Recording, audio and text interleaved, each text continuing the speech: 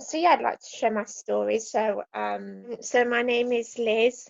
I work with young people. I also my passion is to be a teaching assistant and to work with as many young people as I can. So back in 2013, I went through surgery, and I lost quite a lot of my confidence. So I then had to, kind of when I lost my confidence, I had to kind of think about what I wanted to do. I was quite unsure of what I wanted to do. So, I started doing various different um, courses that kind of helped me to know where I wanted to go, but it kind of took me a while to know what I wanted to do. So back in 2015, I then joined the Prince's Trust, and then I spoke to my leader and I told her what my passion was and what I wanted to do. And then I got some work experience in a secondary school and helped young people in different subjects such as maths, English, science. The team program was about 12 weeks. You learn how to build your confidence, your social skills. You work as part of a team. You do a residential, which lasts for about 4 days. Then once I completed the program, then I did different work experience in schools. So I started off doing work experience at Whitnash Primary, which was really good. I really enjoyed that. And then did some more work experience in a secondary school. So that was really interesting and really good as well.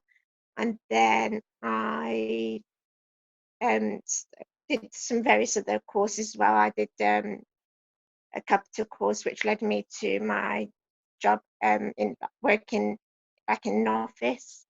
And then after that, I was there for about 6 months. Then I left after 6 months, and then wanted to get another job. So then I did a course with Learn Direct, which was a customer service job. And then after I finished the course, I then got a job at Primark.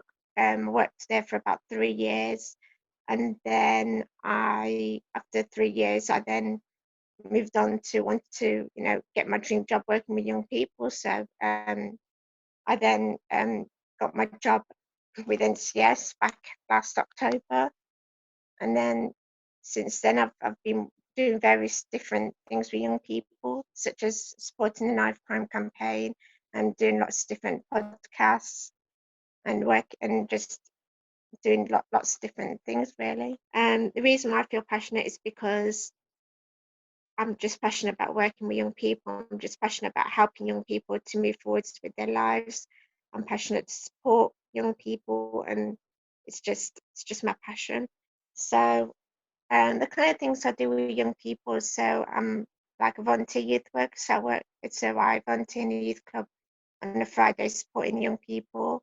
And I also work alongside Rachel with Birmingham Says No. And we do various different events in supporting young people, raising the awareness about knife crime, talking to young people about the consequences.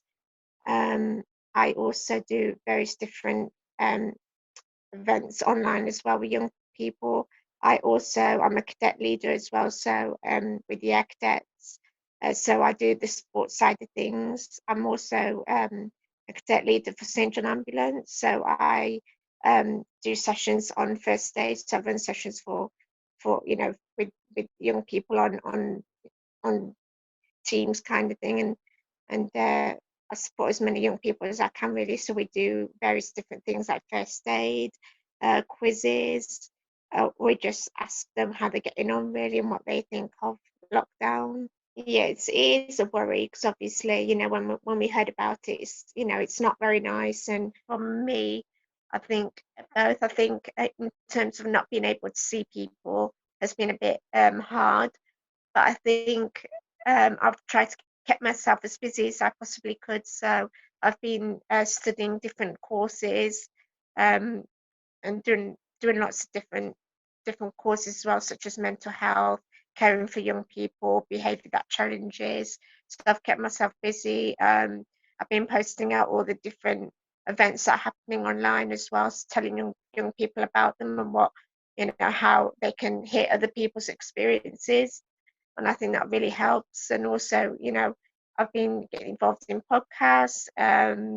I've been on ITV News as well, so that was good. That was a really good experience. So that happened about a week ago, I'd say.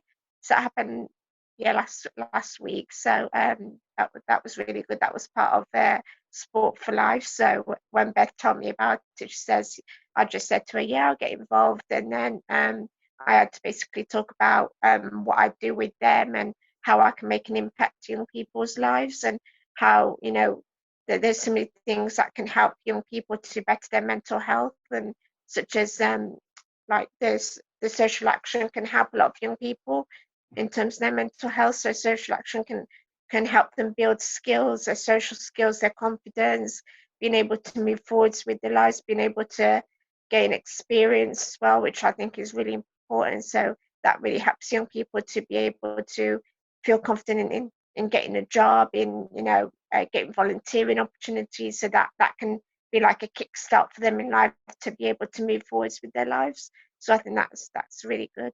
My dream is just to support as many young people as I can. We hear what goes on the streets, and this is all I can say to this is, for young people to understand the consequences, not to carry a weapon, not to go down that path. Let's get them onto a positive path. Let's support them. Let's guide them. And that is the main thing. Let's just carry on doing the good work, and let's just keep on doing what we're doing, really. And that's all we can do. Obviously, we don't want this to carry on any longer. It just seems to, it just destroys people's lives, and it's just another young person's life being taken, really, and obviously more have ended up in hospital, and it's crazy, really. Somehow we have to kind of reduce what's going on the streets and just make a change, make a difference, really, to young people's lives. To make a difference, I would say, more police on our streets, definitely just maybe like leaders and mentors coming together, and so, like maybe going out there and actually speaking to young people and talking to them about the consequences, and asking them how they're feeling as well, and what they want to see more of as well. So we're giving young people the opportunity um to make sure their voices are heard as well, really. I think it's definitely to do with maybe um it could be their upbringing, it could be where they're living. Maybe they don't have the necessary opportunities that some young people have. Maybe it's to do with mental health. Maybe it could be other reasons as well. So, I think it could be to do with a lot of different various things as to why it happens.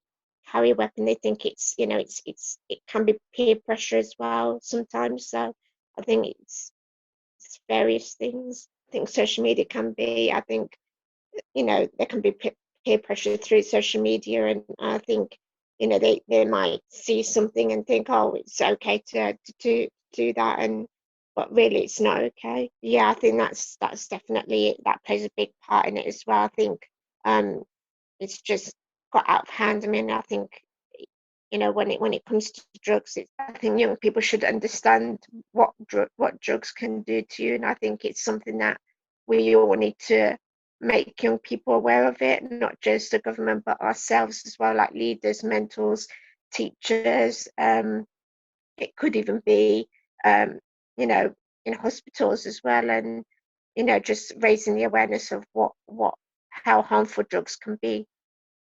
Really, they can get hold of, obviously, drugs very easily. It's peer pressure as well, like when they're going out and socializing, so that can be, a big impact on their lives.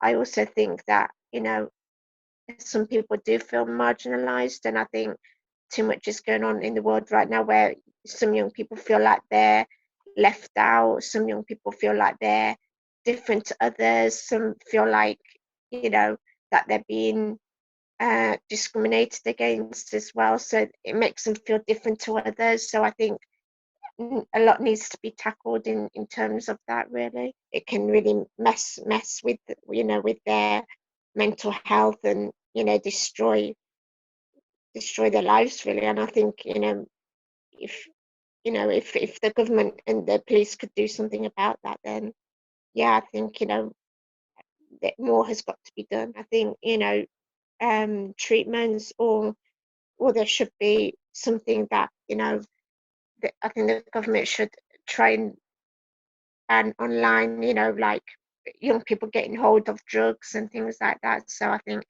it's just maybe, they can get drugs from all over the place, not just online, but through friends that they know. So I think it's just something that the government have to tackle really. I think in terms of change, I just want to see, no, for an example, like knife crime, I want to see more of a change where there's less happening on our streets, that we're getting young people out off the streets and onto something positive, such as further education, college, getting a job, volunteering opportunities. So I think that's the thing that needs to be tackled.